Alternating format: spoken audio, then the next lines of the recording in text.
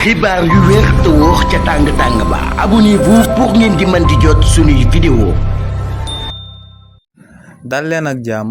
seen chaîne bi di Buzz 221 HD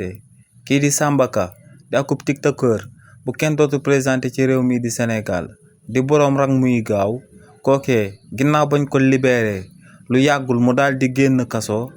amalaat na beneen tooxi duuna te li ni mel sababaat na ñu teewaat kookee di Samba Ka daal di koy tëjaat ca kaso ba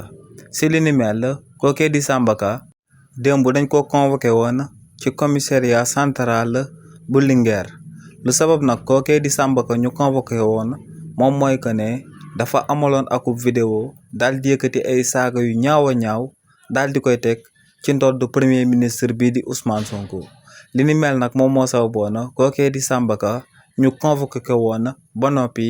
daal di koy déglu ba noppi daal di koy placé sous mandat de dépôt daal di koy jëmale ci kàddu yu ñaaw yooyee nga xam ne moom la yëkkati woon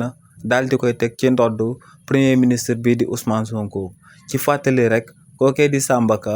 si lu yàggul dara ci réewu Sénégal daa demoon ci benn bitigu jàmbur di fa daan sàcc te li ni mel moom moo sababoon ñu tegoon ko loxo daal di koy tëj ci kaso bi ginnaaw ba ko caméra de surveillance yi nekkoon ci biir bitig bi filmé woon ba li ni mel nekkoon benn vidéo bu viral ci réseaux sociaux yi kookee di Samba Ka nag ci mbir moomee ba mu ci génnaatee kaso yàggul dara waaye yëkkatiwaat na ay saaga ndey daal di koy jëmale ci premier ministre bii di Ousmane Sonko te li ni mel daal dinay sabab ñu daal di koy tegaat loxo daal di koy tëj ci kaso bi. xibaar yu wér te wóor ca tàng ba abonnez-vous pour ngeen di mën di jot suñuy vidéo.